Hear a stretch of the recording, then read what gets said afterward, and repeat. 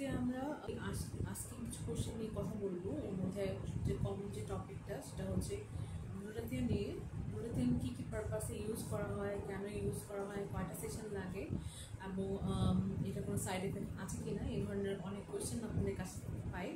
তো সেসব কোশ্চেনের অ্যান্সার দিব, আশা করি পুরো ভিডিওটা আপনারা দেখবেন। প্রথমে জেনে নিই গ্লুটাথিয়নটা কী, যেটা আপনাদের সবচেয়ে বেশি কমন প্রশ্ন থাকে। গ্লুটাথিয়নকে বলা হয় পাওয়ারফুল অ্যান্টিঅক্সিডেন্ট। অ্যান্টিঅক্সিডেন্টের কাজ হচ্ছে আমাদের বডি থেকে হার্মফুল যে কেমিক্যালগুলো থাকে বা টক্সিনগুলো থাকে সেগুলোকে রিলিজ করে দেওয়া, যাতে আমাদের বডির প্রত্যেকটা সেল ভালো থাকে। গ্লুটাথিয়নকে বলা হয় মাদার অফ অল অ্যান্টিঅক্সিডেন্ট, মানে আমাদের যত অ্যান্টিঅক্সিডেন্ট রয়েছে তার সবগুলোর মাদার বলা হয় গ্লুটাথিয়নকে। আসুন জেনে নিই এবার গ্লুটাথিয়ন কী কারণে আমরা ইউজ করে থাকি। গ্লুটাথিয়ন মোস্টলি আমরা কাজ করে থাকি অ্যান্টিঅক্সিডেন্ট হিসেবে, বডিকে ডিটক্সিফাই করার জন্য, বডি ব্রাইটেনিং করার জন্য, সেই সাথে সাথে বডির ইমিউন সিস্টেমটাকে বুস্ট আপ করার জন্য। আমাদের অনেকে দেখা যায় যে আমাদের কারো কারো পায়ে ব্যথা বা বিভিন্ন রকমের জয়েন্টে পেইন থাকে, সেসব ক্ষেত্রেও গ্লুটাথিয়ন ভালো কাজ করে।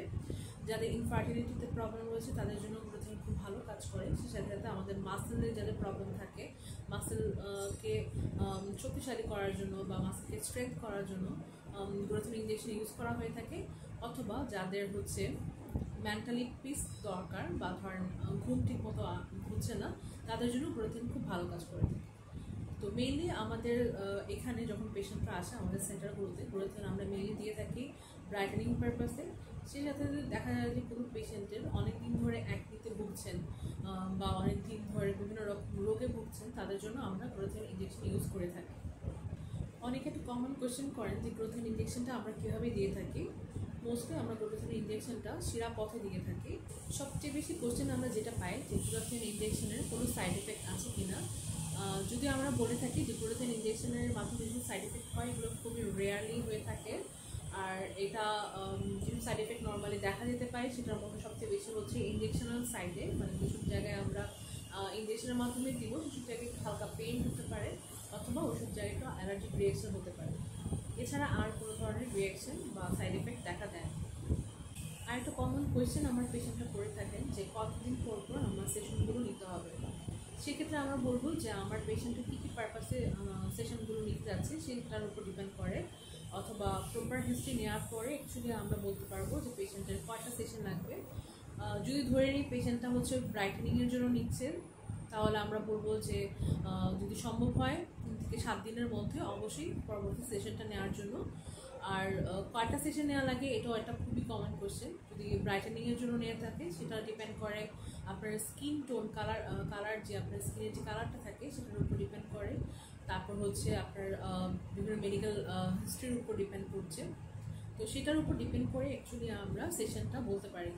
তো এটার জন্য অ্যাকচুয়ালি প্রপার কাউন্সেলিং দরকার। আপনার হচ্ছে যখন আমাদের এখানে আসবেন পেশেন্টরা, তখন হচ্ছে আমরা কমিউনিকেশনের মাধ্যমে বা হিস্ট্রি টেকিংয়ের মাধ্যমে মেডিকেল হিস্ট্রি, গাইনোকোলজিক্যাল হিস্ট্রি এবং বিভিন্ন রকম হিস্ট্রি টেকিংয়ের মাধ্যমে পেশেন্টের বিভিন্ন রকমের প্রবলেমের উপর বেস করে আমরা হচ্ছে পেশেন্টের জন্য সেশনটা নির্ধারণ করে থাকি। তো এটা অ্যাকচুয়ালি পুরোটাই হচ্ছে কনসালটেশনের মাধ্যমে নির্ধারণ করা যায়। অনেকে যখন আমাদের ইনবক্সে কোয়েশ্চেন করেন তখন এটা আমাদের পক্ষে বলাটা কঠিন হয়ে যায় যে কয়টা সেশন নিতে হবে।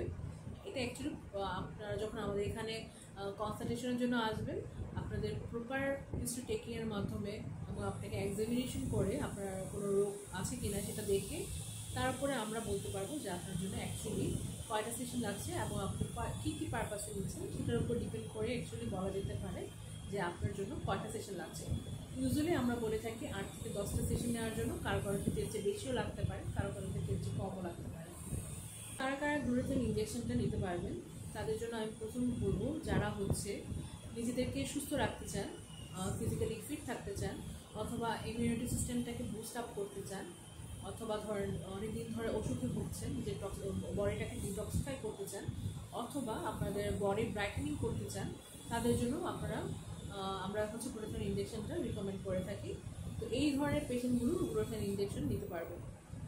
আর যদি বলি কারা নিতে পারবে না, তাদের ক্ষেত্রে আমি বলবো যারা হচ্ছে প্রেগনেন্ট লেডি, অথবা হচ্ছে যারা হচ্ছে ব্রেস্ট ফিডিং করছেন প্রথম 6 মাস, আপনারা হচ্ছে গ্লুটাথিয়ন ইনজেকশনটা নিতে পারবেন না।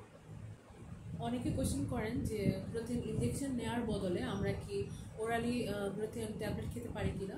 সেক্ষেত্রে আমি বলবো যে আমরা যখন সিরাপ পথে দিচ্ছি সেটা যে রেজাল্টটা আসবে সেটা ওরালি ইনটেকের মাধ্যমে অথবা সাবান বা ক্রিম ইউজ করার মাধ্যমে কখনোই পসিবল না। বাট আপনারা যখন সিরাপ পথে নিচ্ছেন সেক্ষেত্রে যদি আপনারা ওরালি ট্যাবলেট খান, সেক্ষেত্রে ভিটামিন সি ট্যাবলেট খান এবং বিভিন্ন রকমের ক্রিম ইউজ করতে পারেন, তখন হচ্ছে আপনারা করতে চাইলে করতে পারবেন। বাট সিরাপ পথের রেজাল্টের সাথে ওরালের রেজাল্টে অনেক পার্থক্য রয়েছে। তো সিরাপ পথে দেওয়ার ফলে যে রেজাল্টটা আসবে সেটা হচ্ছে ওরালি গ্লুটেন খাওয়ার পরে সেই রেজাল্টটা শো করে না। অনেকে কস্ট সম্পর্কে জানতে চান যে কত টাকা লাগবে। এটা ডিপেন্ড করে আপনার অ্যাকচুয়ালি কয়টা সেশন লাগবে তার উপরে।